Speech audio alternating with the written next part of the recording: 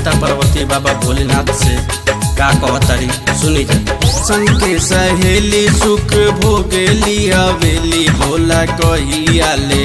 संग के सहेली सुख भोगेली हवेली भोला कहिया ले।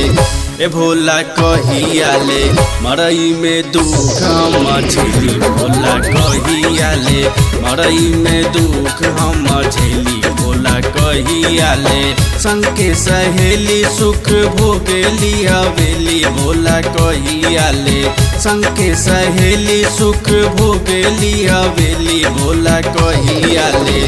ए भोला कहिया ले मरई में दुख हम झेली भोला कहिया ले।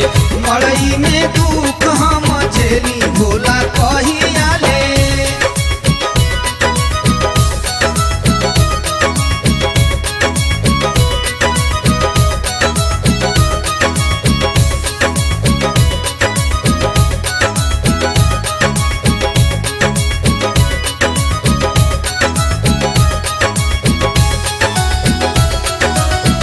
अगल बगल कांटा चुभे जंगल झाड़ी के कैसे बहारी हम अंगना पहाड़ी के।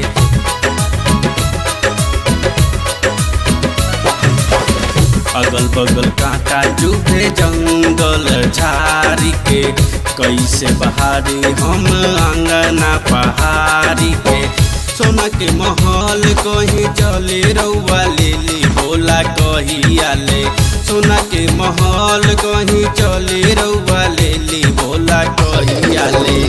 ए भोला कहिया ले मरई में दुख हम झेली भोला कहिया ले। मड़ई में दुख हम झेली भोला कहिया ले।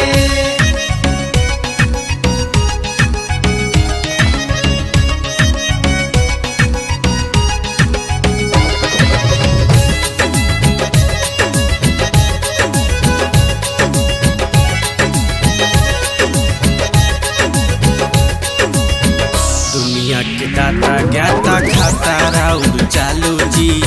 भक्त लोग के नजरी में बनीला दयालु जी।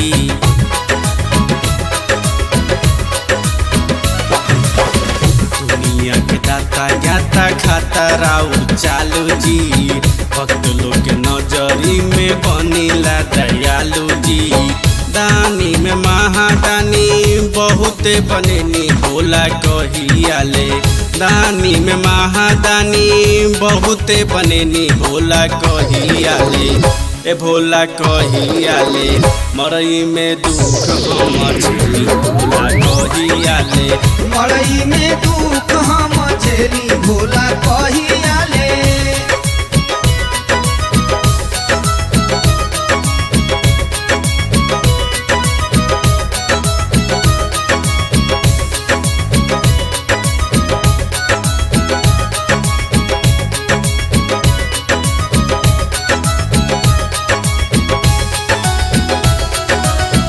सपना अधूरा पूरा करीना धतूरा जी।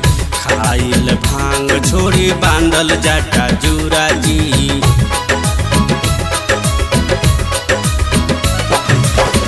सपना अधूरा पूरा करीना धतूरा जी।